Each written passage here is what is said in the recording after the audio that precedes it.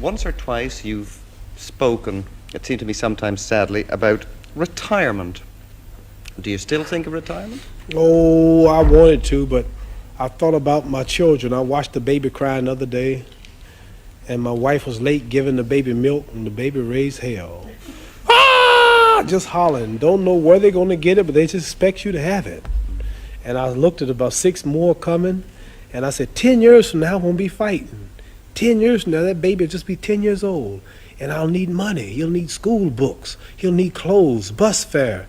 And then 20 years from now, my daughter will need a house, or she'll need a job. And it'll be shame to say, Muhammad Ali's daughter, a waitress in a restaurant. He made all of those millions. Oh, there's his son over there in here. What I'm trying to say, I can earn enough money in 5 years if I invest it and put it up right to take care of my grandchildren. So I wanted to retire, but after I see these children coming, and after I see that they're going to have a hard time, maybe they won't be blessed to make it like myself, I can knock out Blue Lewis, I can go knock out Floyd Patterson, I can knock out Joe Frazier, I can come back and knock out and if you get your Irish champion, come knock him out, then I can go back over here and knock some, didn't get too much of a laugh on that, did I? You're in Ireland. Agreed. So what I'm trying to say, if I can save up about $2 million, which is about how many pounds? People. It's almost £1 million. Almost $1 million. If I can save up £1 million, then I can relax and go to sleep and retire and don't have to worry about my children, because this is a hard world. Don't nobody give you nothing. You have to work for it. Right? Right. So I'm blessed to be able to beat up everybody. So I want to beat up everybody until I can't beat them no more. If I can go 10 more years, I'm going to keep on doing it. Good. Most of your poems, like the one you spoke a few moments ago, are funny. But you've written one about your own people, I think at the time of the Attica prison riot. It's a serious poem. You have certainly very serious moments, as you've shown us tonight. Could you, before we go, just say that poem for us?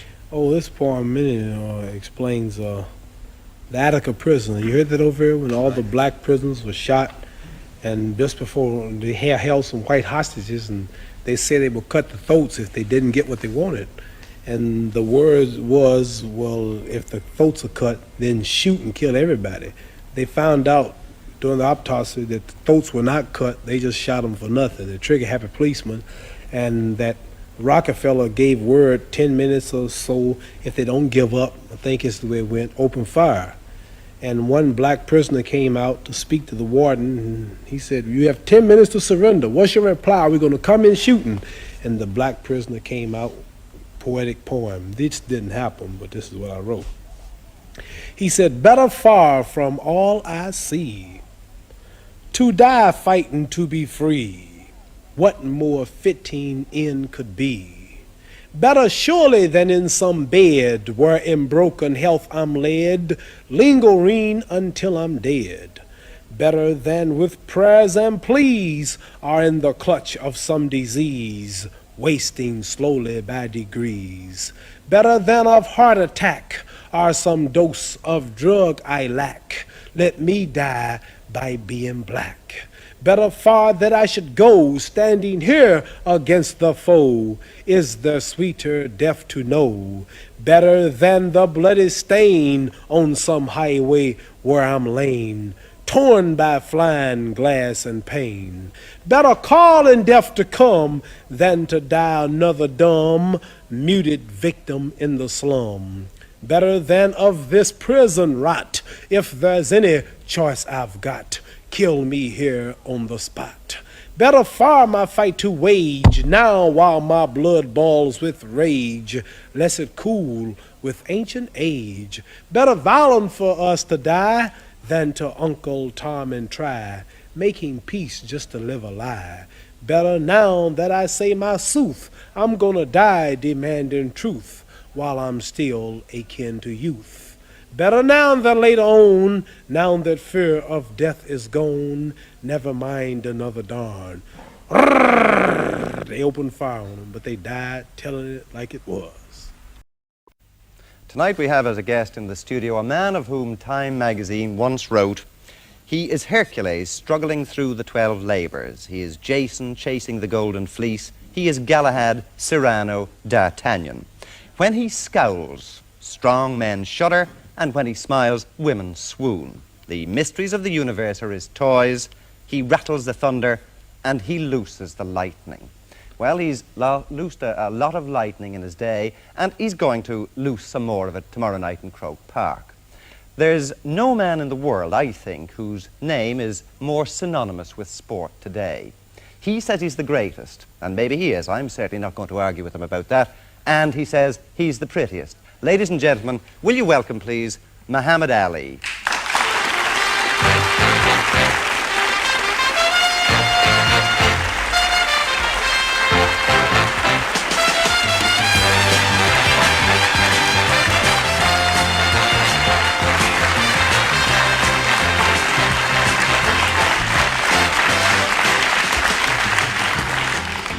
Well, do you think he is the prettiest? No. I didn't say that. I don't know how that got out. I wonder. Muhammad, you certainly look fit. Thank you. Have you been training very hard? Yes, I've been working constantly now since my last fight with Joe Frazier, fighting every other month or two. And I just boxed Jerry Quarry, a top-notch fighter. I was in good shape for him. I fought him the first time, he was troubled, but the second time, a lot of the rust was off of him. And the reason he was troubled the first time was because that was my first fight in a 4-year layoff. All right. And so I'm ready now. I'm still active, and just needed to wipe a little dust off of me since the Quarry fight. I sat down a few days to rest, and I'm ready now. You're doing a lot of fighting. Well, yes, I think the boxing game should stay alive. I think every contender should get a shot at the title. The new champ, Joe Frazier, he's not doing nothing, fighting once every 7 months, and fighting people that you could beat. And you can't fight, so You're so right. I have to keep the game alive because I'm the true champion. How do you feel about the fight with Al Blue Lewis? Well, I'm fighting Lewis for one reason, mainly because Frazier won't fight him. George Fulmer, top-notch fighter, won't fight him. Jerry Quarry wouldn't fight him. And with most boxers and managers, this is just a business, and they figure, well, they got a top contender, and he's barely on top, and they don't want to take a chance and lose unless they're paid great. And top-notch fighters fighting Blue Lewis can't receive the proper pay because he's not famous, but yet he's got a chance of beating them, and they have nothing to gain but everything to lose. So I'm fighting him because everybody else is ducking him, and he is a good fighter. Plus, it'll be kind of hard to bring a top-notch, high-ranking fighter here because the price couldn't be put up. So What sort of a chance does he have with you? 2 chances, What are they? slim and none.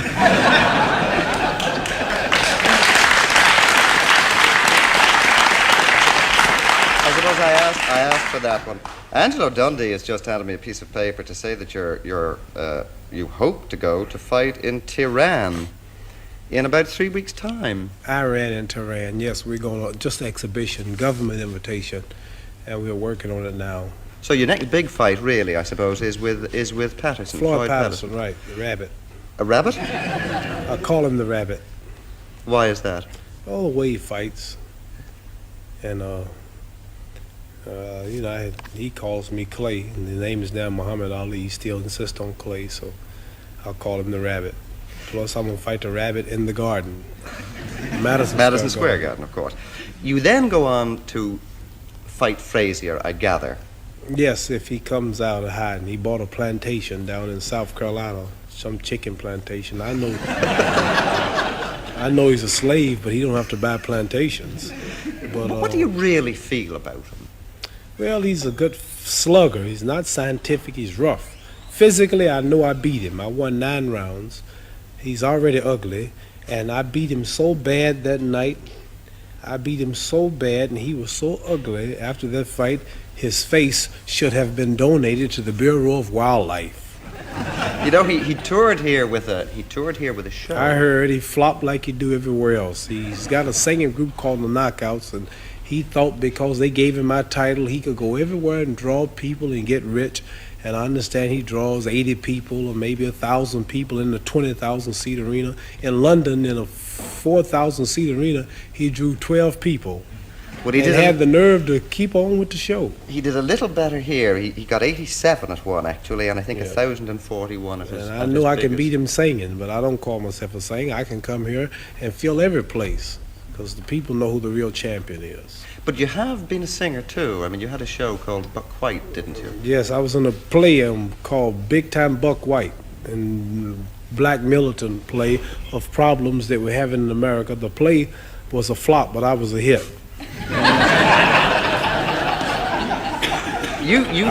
The play lasted 6 days, but the worst critics, my part was a hit. I want to get that straight.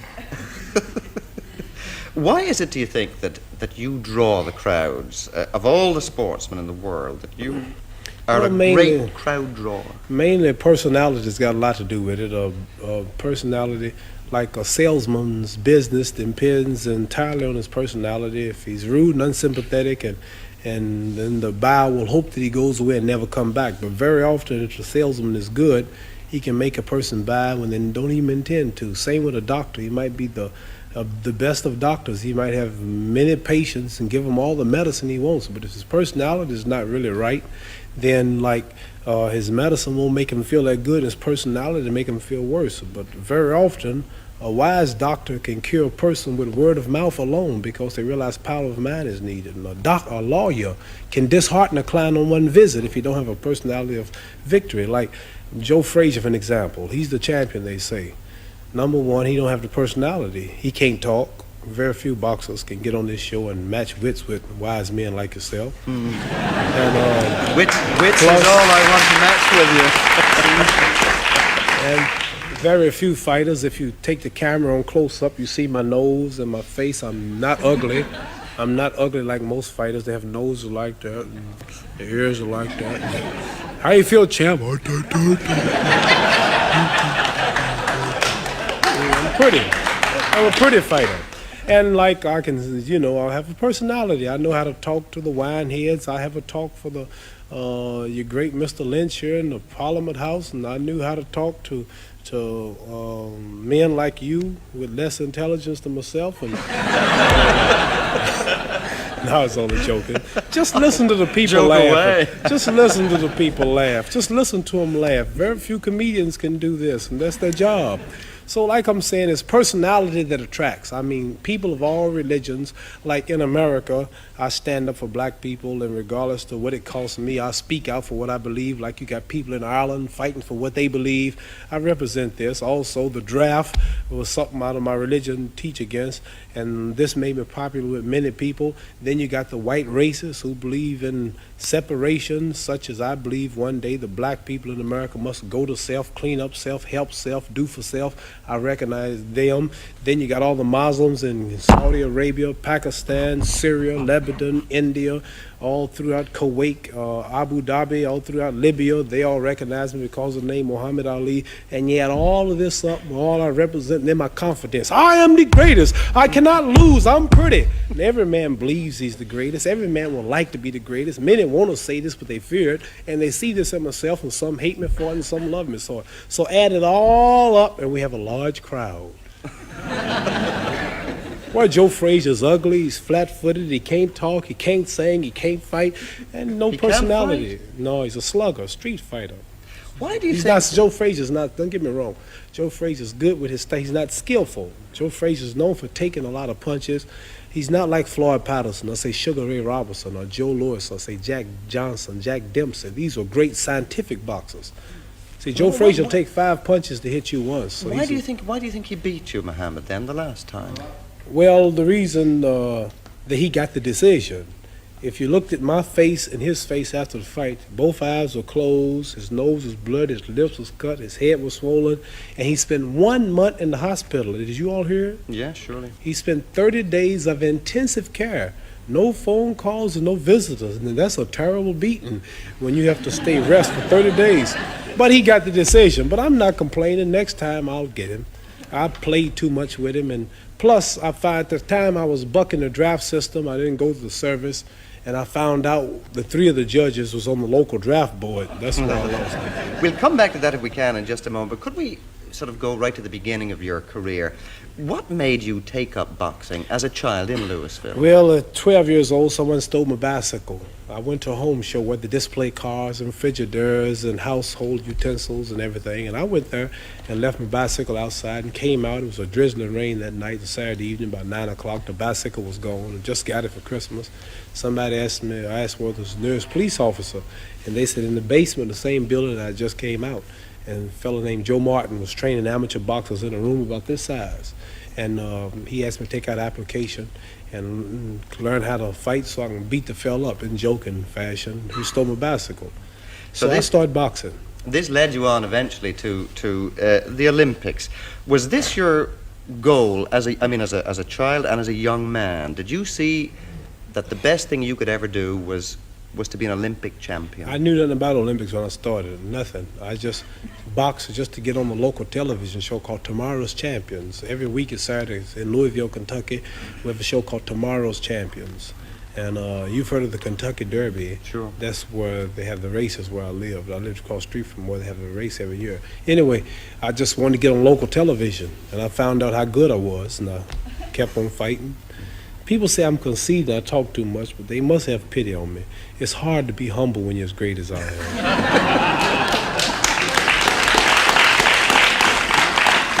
And I won the Golden Gloves, the National AAU, and the Olympics. And then after the Olympics, I had all the gold medals, but no money. So I turned professional. You told a story on one occasion about coming back from the Olympics with the medal. To your own hometown. Did this make you a very big man in your own hometown? Did it completely change your life? Well, made me popular for a few days, but I wanted to do something good with it. So I went downtown. At the time, black people was marching to eat in the white restaurants, and they wanted rights to go where they wanted to. And so I said, I'll take this medal and I'll go downtown and I'll sit down in a restaurant. I got them on the spot now, and then I'll order something to eat. And I went down and I had my medal on, and the lady was looking, and I said, I'd like a cheeseburger. She said, we don't serve Negroes. I said, I don't eat them either, just give me a cheeseburger.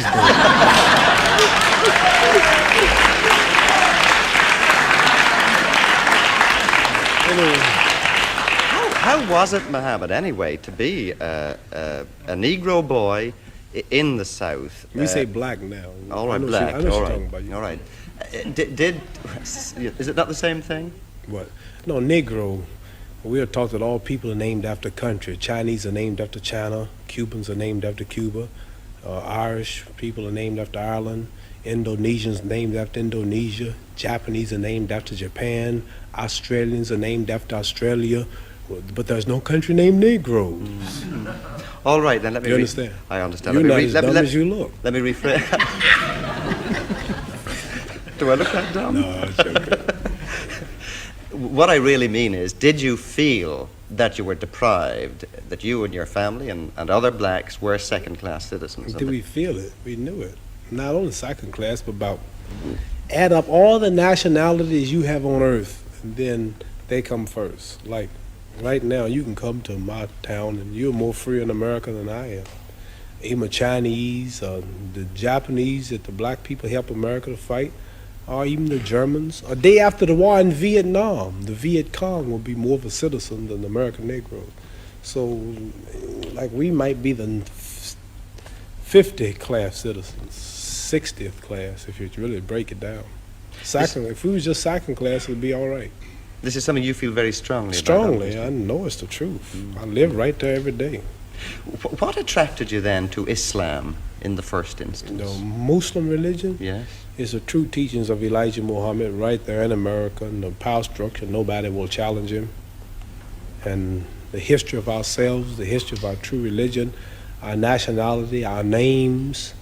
See, we don't have our names, you know. I know how proud you all are, proud of your names.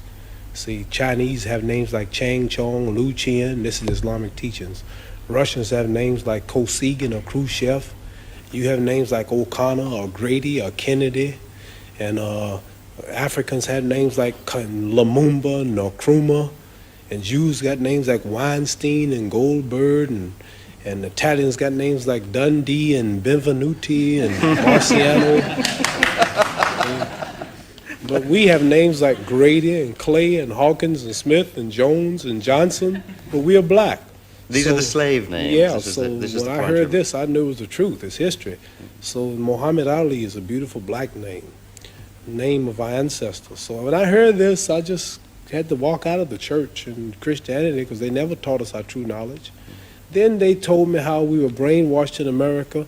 We see Jesus, he's white with blonde hair and blue eyes. We see the Lord's Supper, all white people. We see the angels in heaven, all white people.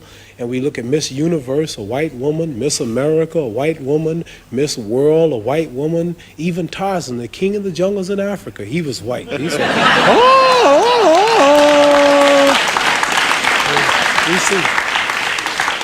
We see a white man swinging in Africa, with a diaper on. He beats up all Africans and break the lion's jaw. And then the African's been in Africa for centuries, but he can't yet talk to the animals. But Tarzan, all of a sudden, some goat raised him up, and he can talk to the animals. So I'm just showing you how the black man in America has been whitewashed his mind. And then we look at the good cowboys. They rode the white horses, and the president lived in a White House. They got TV commercials, White House cigars, White Swan soap, King White soap, White Cloud tissue paper, White Rain hair rinse, White Tornado Flow Wax, White Plus toothpaste. The president lived in a White House, and the angel food cake was the white cake, but the devil food cake was the chocolate cake. Everything good was white. And when I heard this, I said, boy, this is the truth. So our religion teaches us the knowledge of ourselves, the knowledge of our culture, the knowledge of our history. It makes us want to be with our own, marry our own, live with our own, clean up ourselves, do for self, quit forcing ourselves in white neighborhoods, but clean our own neighborhoods, makes us proud, makes us identify with our own brothers throughout the world. And after I heard this, being an intelligent man, then like I'm not only a winner in boxing or my stand on the draft, I'm a winner also in the movement that I follow for my people. And the only leader is Elijah Muhammad, who we believe was taught by Allah, God himself, to teach the so-called American Negroes the truth that's been hidden from them for 400 years, which will free them. Why is it, do you think, that black Muslims preach the separation of the races rather than integration of the races, as indeed many American blacks do? Well, when we say separation, we know that as of now, we always have to be trading with one another, living with one another. But when we say separate, we mean mainly mentally, as far as do for yourself, help self, clean your own neighborhoods and make them a better place to live, and quit forcing yourself in the white neighborhoods because they're cleaner. Respect your women, pool your resources, education, and qualifications for self-independence.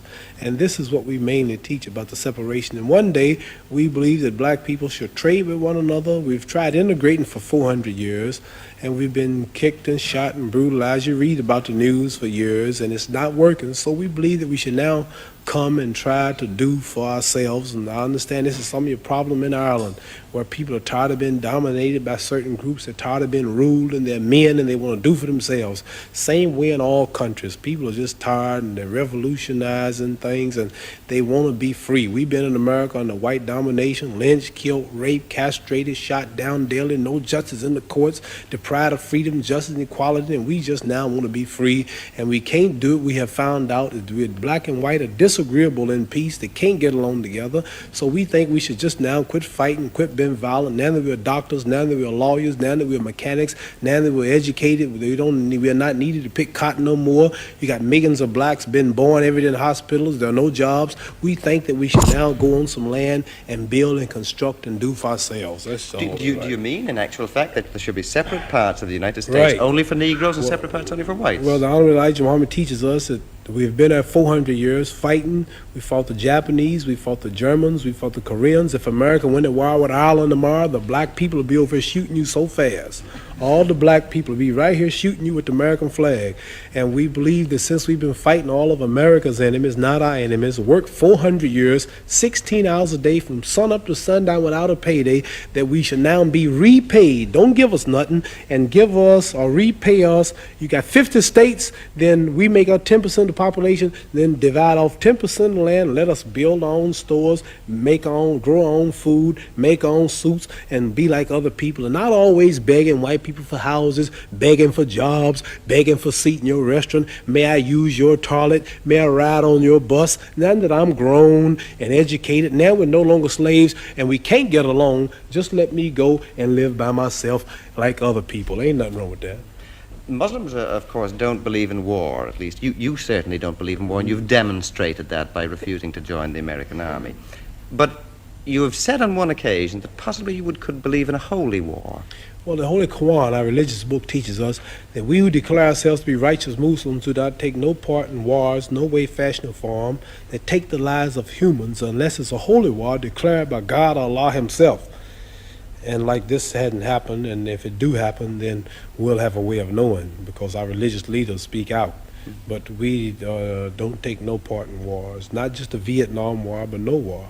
But would you fight in such a war, in a holy war of this sort? I mean, how would you know that you should fight? Well, that's what I'm trying to say. Then we have a leader who will speak, like all countries have leaders, and we have a leader. And like if we attacked, and we are right, we believe in fighting if we are attacked, but not being the aggressor. You go to South Africa very soon to box. Do you believe in the sort of separation of the races that they have in South Africa, what they call apartheid? Not from what I hear. I hear it's unequal. We believe in an equal separation, and we'll only fight in South Africa under the condition that the audience not coming to change their policies, not coming to talk about them. We've just been invited. Otherwise, we wouldn't go. And we might not still go. We don't know. But the audience have to be separate, which is the way this has got to be.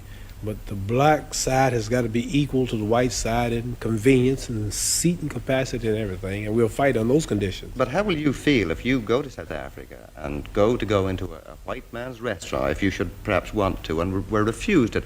Wouldn't this take you back to the old sort of Louisville situation all over again? No, I wouldn't. No, I mean, if a man didn't want me in his place, I'd just leave. I wouldn't want nobody to force themselves on me. And I wouldn't be looking for no trouble like that. My mind's too big for that. I don't want to be around nobody don't want me. I believe I'm the greatest. Well, what I want to be with somebody that's less than me. I'm the greatest. They should want to be with me. That's the way I look at it. Right.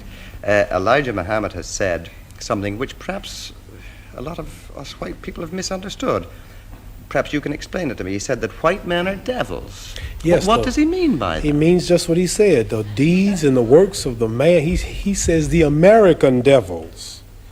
The lynching, the killing, cutting the black people's private out, sticking it in the mouth, is what they did to us. I got a book called 100 Years of Lynching written by white men. Taking black women who was 4 months pregnant, they took us for years and hung us up with the feet and stuck a dagger in the stomach and ripped it and pulled the unborn baby out just to put fear in other slaves. They tied up black people to horses and 2 horses and pulled his arms out and pulled his legs out. Lemonade trains with white children and white people of America used to come and watch them tie up 10 or 15 black men and pour gasoline on them and burn them, watch them burn alive. They took us and hung us up with trees and shot us with bullets. They took and cut a hand off and gave it to the little boy and they took the leg off. And this is worse than the devil. All right, but... see, the devil, the preacher in the church taught us that the devil was up under the ground. Right. And he'll wait till he died before he burn us up. This white devil in America was worse because he burned us while we was alive. He didn't wait till we died. So what I'm trying to say is the deeds and the works. And I think this, if Elijah Muhammad can stand in America for 42 years before my little black self was born and say that the American white man is the devil, then the white man should get up and say you are a lie and carry him to court and say we are not the devil. Not one American, not one government official, one mayor, one senator, none of them will stand up and say that they are not devils and this man is lying. So what am I to do? Right. I believe it. Do you believe that every white man is a devil? I mean, Angelo Dundee, Harold Conrad? Angelo Dundee's Italian. He's got a lot of black blood in him. Harold Conrad's Harold Conrad's Jew. So there are exceptions. There are exceptions. No, to it. listen. What I'm saying to you is this. I'm saying that Elijah Muhammad, our leader, teaches us this, and I believe everything he say. So it's not for me to prove that. You must remember, you have not lynched me. It wasn't the Germans that did this to us. It wasn't the white Canadians who's right on our border. He put emphasis on the American devils. He's missioned to America by God to preach the truth. So what I'm saying, let's say we got one white fellow in America who has proved that he means right. Let's say we got another one. White people have died in demonstrations for black people. Now, here's the position I'm in. Here's 10,000 whites coming to kill me. And in those 10,000, or let's say here's 10,000 rattlesnakes coming to bite me. And in those 10,000, there was 1,000 that didn't mean no harm. And I knew there was a good 1,000 snakes out there, but they all look alike. Now, what should I do? Should I keep the door open and let the 10,000 in, hoping that the 1,000 will unite and save me and one bite will kill me? Or should I just be safe and shut the door? So we have white people say, I mean right. I have a black husband. Oh, my children are black. I love everybody. I really believe you. But I'm sorry, man, there's 10 more thousand behind you that don't feel that way. I'm just sorry, but what am I going to do?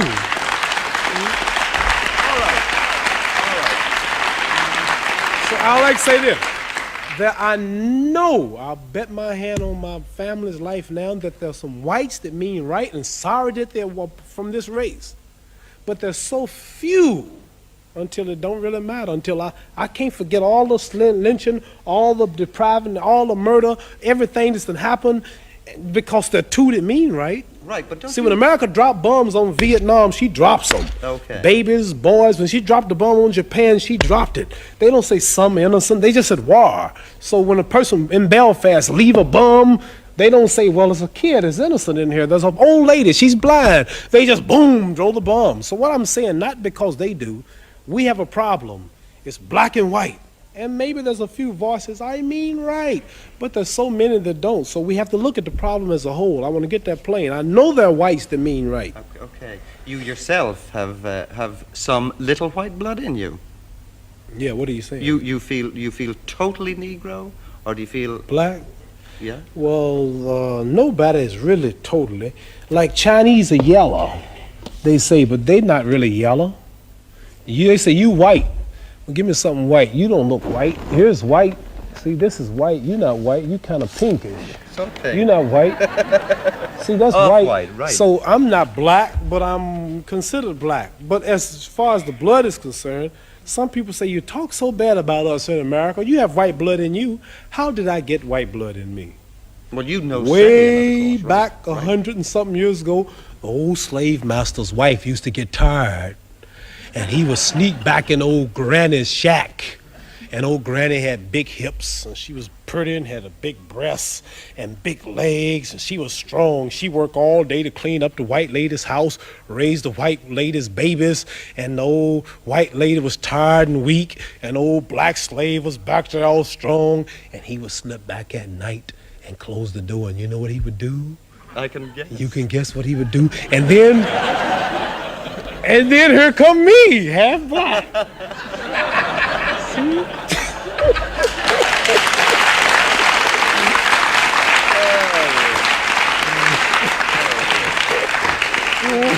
Maybe we can get back to fighting for just a moment. When a fight is coming up, They laughing because they know what I'm talking about. everybody knows what you're talking about. But when a fight is coming up, you, it appears to me, deliberately build up a lot of pressure to intimidate your opponent. And it intimidates the people. See, in America, the black people are always taught to be humble. You know, yes, boss. I'm sorry. Hey, boy, break. Yes, boss. Yes, boss. And never has a slave got up and said, I am the greatest. I'm beautiful. I'm pretty. I cannot lose. They said, that nigger talks too much. The nigger needs a good whooping, and they pay money to see me beat. And I go to the bank laughing, 100,000, 200,000, 300. I am the greatest. That nigger talks, he's cocky. 1, 2. So, like, this is why I build up. Like, when I fought Jerry Quarry, I said, the last of the white hopes. You know. But I saw So you this looking, builds up I saw you tension. looking at Jerry Quarry at the weigh-in the other night on television last month, and you were giving him this stare. And he was staring back at you. Was he frightening you, or were you frightening him?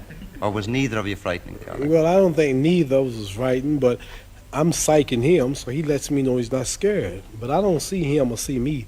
I see people like you watching, but mainly in America. And they were looking and building it up to be a race war.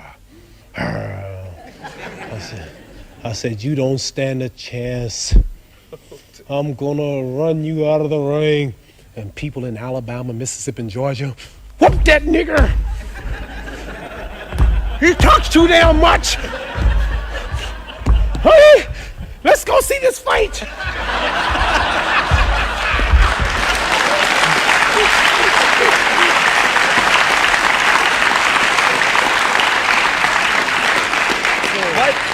I don't really hate nobody, but people are so small-minded, it's easy to lead them. You know how you ever see the wrestlers? How there's always a good wrestler and a bad one. And he sticks his finger in his eye, and the guy shakes it off in 2 minutes, his eyes clear up, and he sticks it in again, and he hits his back, and everybody hate him. He'll win the first round. And then the second round, the good fella wins, and that's what everybody come to see, though. Bad villain be beat up. I like to be the villain. But the things I'm telling you now, I won't tell it in America on television because they'll start liking me. They say, oh, he's just tricking us. But when I get back to America, I'll be bad. Yeah, but you talk to people in the ring. You appear I to want be... to smile, but I don't. You appear to be talking to... What'd you say? You appear when you're fighting. I do. Quite often. I do. To talk. I talk. What are you saying? Or, Well, or can you repeat that? Well, some of them I won't repeat. But I have a few things to say to, not for the public, but to confuse my opponent. Like I might say to a white fighter, listen, while I'm in the clinch, the Black Panther's outside. You don't stand a damn chance tonight, boy. Now burn your house down. He look at me, this guy's crazy. I have a lot of things I say. Do you ever get into the ring hating the man you're No, going to fight? never. Do you get in with anxiety or fear? I'm nervous because of the talking that I do, and I have to back it up. I think about people. I'm on a hell of a spot. I'm on a heck of a spot. Can you imagine Blue Lewis whooping me? Frankly, I couldn't go back to America. No. Do you have any private life at all, Mohammed? Yeah. Mm-hmm. Because all the time I've seen you in Ireland, up in your hotel and back and forth, people are staring at you, looking at you, wanting to touch you, wanting to talk to you. Yeah, I have private life. Well, you're a young man of 30. This seems to be a perpetual trot around the world that you do with people, Hey. When I'm out, I rest at nights, and when I'm at home, like they have a saying, a prophet is never honored in his own home. Like when I leave home, I expect this, I'm new. You let me stay here 1 year and they get tired of me. I'll lessen that. You see me every day, I'm coming like the Beatles. When they hit America, at home they were nothing. Tom Jones, and he comes to America, Tom! Be like when I come out, when I go home, I'm tired of that big man. But the other day I saw a small boy sparring and boxing with you and so on. Do men ever try to do this? Does a man ever come up to you and say, look, If he dreamed it, he better wake up and apologize. Never no trouble out of nobody. I don't have no trouble. Mohammed, are you a wealthy man? Yes. I mean, are you a millionaire? 2 times. Are you a big spender? Do you spend a lot of money? Yeah, I'm stopping now. Yeah, I got too many cars. I got 6 cars, 3 of them Rolls Royces, which I don't need.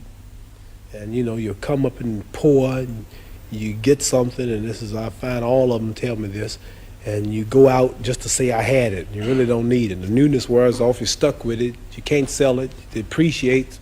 So I'm just saving money now. I have 3 daughters and 1 son, blueprints for 6 more children, and we want to save all I can. So all I'm doing now, every month is saving at least 75% of my money for the future of my children, putting it away for 15 years. I don't want to touch it. I don't need it. You've said that you wouldn't allow your son to become a boxer. No. Why not? Because it's rough, it's dangerous. It's impossible for him to be as good as I am. And I want him to use his brains. I didn't stay in school like I should. I don't have the education. I have common sense. I make it. I don't have no education in books and writing. But I want him to go to school and be a doctor, engineer, maybe a lawyer, something, a judge, just where he can use his brains. And while he's at youth, give him a tutor, all the teachers he needs, put up all the money for all the educations, where they can rely, like, for an example, if I should lose a hand, I'm finished. Right. But a lawyer wouldn't, or a doctor wouldn't, see, necessarily. So I want him to get his brains ready. A lot of boxers do end up broke. Are you better advised than other boxers as far as investments are concerned? Well, I'm lucky that I have these before me to take an example. And I have mainly Herbert Muhammad, my manager. I have wise advisors, the son of our great leader Elijah Muhammad, and most of them were just brutes, and they didn't have a brain, and they had people. They were victim of the times, using them, and they couldn't box and handle the business too. But I found out that many friends and people, they come to you wanting to borrow money. This happens every day. 90% of my mail from all countries is loan me some money, or my daughter's sick, I'm trying to go through school, or I want to come to America, or this or that. I found out that the best thing to do is to have somebody to send them to, and he'll tell them that he can't, the budget is low. The other day I heard Harold Conrad refer to you as the wizard, that you've got a lot of wizardry in you, that you can do a lot of things, you can see into the future, that you can put a hex on people. Well, I can take, for an example, to show you my power, some silver paper. Cigarette paper? Yeah, and I can wet it and fold it, and he handed it to me. Let me this. And you, this is gold. I don't know if this will work. You have any silver paper? I might have some silver. Hold on a second. Let me see. Somebody. Tom, you haven't got any. Oh, here we are. Here Here you go. I can take this right here, for example, and you tell the people the truth. If it don't work, I don't. Maybe on 1,000. I can take this here, and I can fold it up like this, and now you can give me your hand. And I can say, you just watch me and you concentrate. That paper's going to get warm. So warm until it'll start smoking. And that paper will keep on until it gets hot. Do you feel it? What do I feel?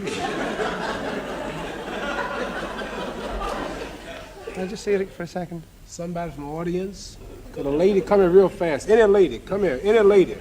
No. Here's one. Here we are. Come here, young lady. Here we are.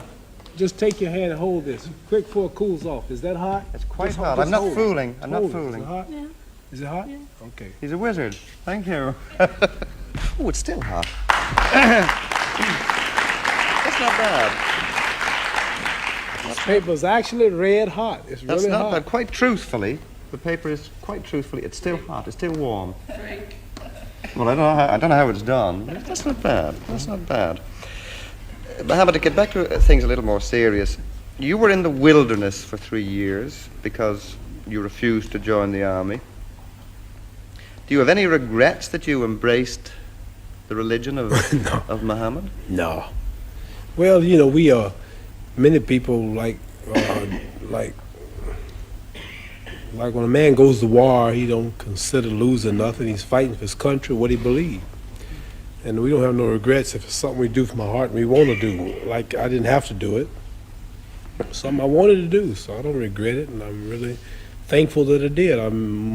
Got strong because of it, and many people believe in fighting for the freedom, and this is just part of what I believed. So it's nothing that I regret, not at all. If I regret it, then it wasn't sincere. But it lost you not only a great deal of money, but it could possibly have lost you your livelihood. In fact, it could have lost you your whole career. Isn't this so? No, it wasn't. Has it been nothing. worth it? Well, yes. I mean, I haven't really lost nothing. I'm back in boxing bigger than ever. My salary is double. I'm invited to Peking, Red China. I'm the first one since Nixon from America. Open invitation, waiting what I want to go. I've been through all out of Arabia and Africa, met all the kings of the countries. And peace, the world wants peace, and I represented it. And at a time when it wasn't too popular in America, and now it's common. And I'm not really, I don't pay no attention. And regardless to many people are doing what I did, and they went to jail for it, and you don't read about them. At least I was a case that the world watched. And if I had went to prison, I would have been a famous celebrity. I would have gotten fan mail. I'd have got credit for my stand. But what about the people who nobody knows and they're doing it? So I look at them as being more great, I would say, than I am. When the Supreme Court eventually decided that you were right and you had a perfect right to do this, you showed no resentment against the men who had kept you away from boxing. You were very quiet about it. Then I would be a hypocrite if I did, because I expected them to recognize me for what I believed. And they did what they thought was right at the time they took my title. At the time they wouldn't let me box nowhere in the country. They just did what they thought was right. And for me to now to sue them or to condemn them or to speak out against them for doing what they thought was right, then this would be hypocritical. And at the same time, I expected them, although they didn't, to recognize me for what I believe. So how can I get on them for doing what they really believe was right? Once or twice you've spoken, it seemed to me sometimes sadly, about retirement. Do you still think of retirement? Oh, I wanted to, but I thought about my children. I watched the baby crying the other day, and my wife was late giving the baby milk, and the baby raised hell. Ah! Just hollering. Don't know where they're going to get it, but they just expect you to have it. And I looked at about 6 more coming, and I said, 10 years from now, I won't be fighting. 10 years from now, that baby will just be 10 years old. And I'll need money. He'll need school books. He'll need clothes, bus fare. And then 20 years from now, my daughter will need a house, or she'll need a job. And it'll be shame to say, Muhammad Ali's daughter, a waitress in a restaurant. He made all of those millions. Oh, there's his son over there in here. What I'm trying to say, I can earn enough money in 5 years if I invest it and put it up right to take care of my grandchildren. So I wanted to retire, but after I see these children coming, and after I see that they're going to have a hard time, maybe they won't be blessed to make it like myself, I can knock out Blue Lewis, I can go knock out Floyd Patterson, I can knock out Joe Frazier, I can come back and knock out and if you get your Irish champion, come knock him out, then I can go back over here and knock some. Didn't get too much of a laugh on that, did I? You're in Ireland. Agreed. So what I'm trying to say, if I can save up about $2 million, which is about how many pounds? People. That's almost £1 million. Almost $1 million. If I can save up £1 million, then I can relax and go to sleep and retire and don't have to worry about my children, because this is a hard world. Don't nobody give you nothing. You have to work for it. Right? Right. So I'm blessed to be able to beat up everybody. So I want to beat up everybody until I can't beat them no more. If I can go 10 more years, I'm going to keep on doing it. Good. Most of your poems, like the one you spoke a few moments ago, are funny. But you've written one about your own people, I think at the time of the Attica prison riot. It's a serious poem. You have certainly very serious moments, as you've shown us tonight. Could you, before we go, just say that poem for us? Oh, this poem explains the Attica prison. You heard that over here when all the black prisoners were shot, and just before they held some white hostages, and they said they would cut the throats if they didn't get what they wanted. And the word was, well, if the throats are cut, then shoot and kill everybody. They found out during the autopsy that the throats were not cut. They just shot them for nothing. The trigger-happy policeman, and that Rockefeller gave word 10 minutes or so, if they don't give up, I think it's the way it went, open fire. And one black prisoner came out to speak to the warden, and he said, you have 10 minutes to surrender. What's your reply? We're going to come in shooting. And the black prisoner came out, poetic poem. This didn't happen, but this is what I wrote. He said, better far from all I see, to die fighting to be free. What more fitting end could be? Better surely than in some bed where in broken health I'm led, lingering until I'm dead. Better than with prayers and pleas are in the clutch of some disease, wasting slowly by degrees. Better than of heart attack or some dose of drug I lack. Let me die by being black. Better far that I should go, standing here against the foe, is the sweeter death to know. Better than the bloody stain on some highway where I'm lame, torn by flying glass and pain. Better call in death to come than to die another dumb, muted victim in the slum. Better than of this prison rot, if there's any choice I've got, kill me here on the spot. Better far my fight to wage now while my blood boils with rage, lest it cool with ancient age. Better violent for us to die than to Uncle Tom and try, making peace just to live a lie. Better now that I say my sooth, I'm gonna die demanding truth while I'm still akin to youth. Better now than later on, now that fear of death is gone, never mind another dawn. They opened fire on them, but they died telling it like it was. Muhammad Ali.